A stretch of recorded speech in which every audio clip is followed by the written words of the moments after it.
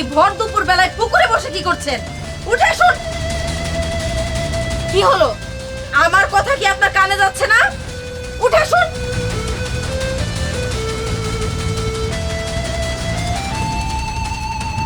কে দিয়েছে আপনাকে এত বড় সাহস? আপনি এই ভর দুপুর বেলা পুকুর ঘাটে এসে কাপড় কাচ্ছেন? কে পাঠিয়েছে আপনাকে? না মা, কেউ কয় নাই, আমি নিজে থেকে কাপড় ধুইতেছি। বুঝতে পেরেছি, আপনি বলবেন না তাই তো?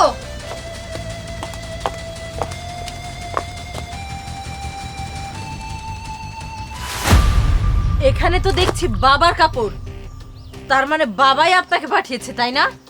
না বৌমা, আমার কেউ পাঠায় নাই, আমি নিজে থেকে আইছি।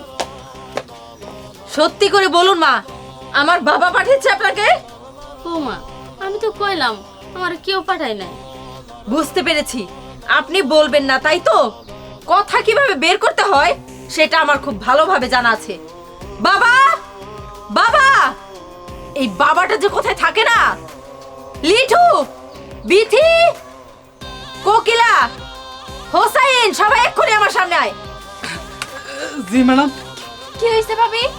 আচ্ছা, তোর মতো একজন সুস্থ কাজের লোক আমার বাড়িতে থাকা সত্ত্বেও আমার শাশুড়ি মা কি করে পুকুর ঘাটে আসলো? ম্যাডাম আপনি কি কইতাছেন? খালামণি যে কাপড় চোপড় নিয়ে এই নদীর পাড়ে আসছে আমি তো জানি না, আমি তো গরুরে খের দিতাছিলাম। বুঝতে পেরেছি। হোসাইন, তুই পাঠিয়েছিস আমার শাশুড়ি মাকে? আরে আপা, তুই কি বলতাছস? তোর কি মাথা খারাপ হয়ে গেছে? আমরা আসছি তোর বাড়িতে বেড়াতে, আমি মামাকে কিভাবে কাপড় খুঁজতে পাঠাবো? আচ্ছা, বিথি, তুই পাঠিয়েছিস? না না ভাবি, এটা তুমি কি কইতেছো? আমার মা অসুস্থ আর আমি অসুস্থ মাকে কাপড় কাচতে পাঠামো জীবনেও না। কোকিলা, নিশ্চয় তুই পাঠিয়েছিস।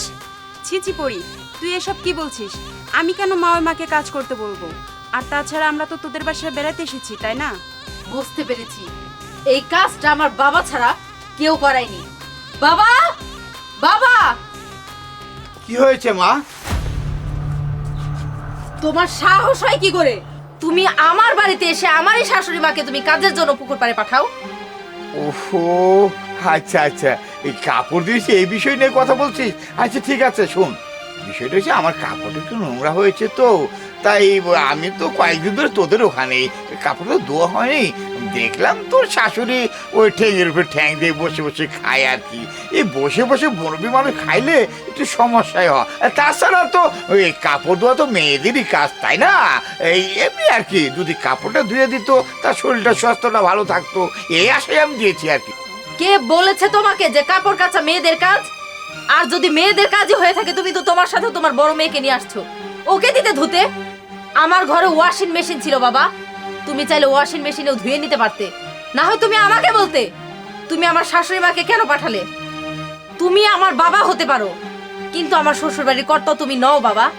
একটা কথা ভুলে যেও না বাবা, যে মেয়ে সংসারে গিয়ে তার বাবা মা নাক গালায়, সে মেয়ে কখনোই সুখী হতে পারে না, আর সেই সংসার টিকেও না। তুমি কি ভুলে গেছো বাবা? তোমার কারণেই তোমার বড় মেয়ে আজ ডিভোর্সি। তোমার জন্য আজ সংসারী বয়সে এসেও সে বাবার বাড়িতে বসে আছে। এরপরও কি তোমার শিক্ষা হয়নি? এবার কি এসেছো তুমি আমার সংসারটা গিলতে? একটা কথা মাথায় রেখো বাবা, আমি বেঁচে থাকতে আমার সংসার আমি কখনো ভেঙে যেতে দেব না। আমি বোধ হয়ে এই বাড়িতে এসেছিলাম, লাশ হয়ে বের হয়ে যাব। তার আগে যদি আমার সংসারে কেউ ঝামেলা লাগাতে আসে, আমি তাকেই আমার বাড়ি থেকে বের করে দিব, সে তুমি আমার বাবা হও। শোনো, আমি তোমাদের মেয়ে ছিলাম, এখন আমার বিয়ে হয়ে গেছে, মানে আমি তোমাদের কাছে পর হয়ে গেছি।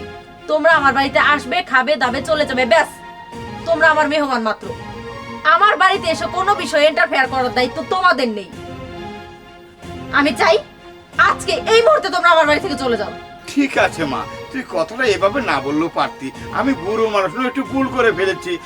বিয়ান সাহেব, আপনি আমাকে মাফ করে দিবেন। এই তোর বাড়ি থেকে এভাবে যেতে হবে আমি আশাই করি নাকি। আচ্ছা ঠিক আছে মা, তোরা সুখে থাক, ভালো থাক। চলছে মা, চল চল চল। বৌমা, আমার কাছে আজকে কি মনে হইতেছে জানো? আমি অনেক ভাগ্যবতী যে মানুষ তোমার মতো একটা বৌমা পাইছি।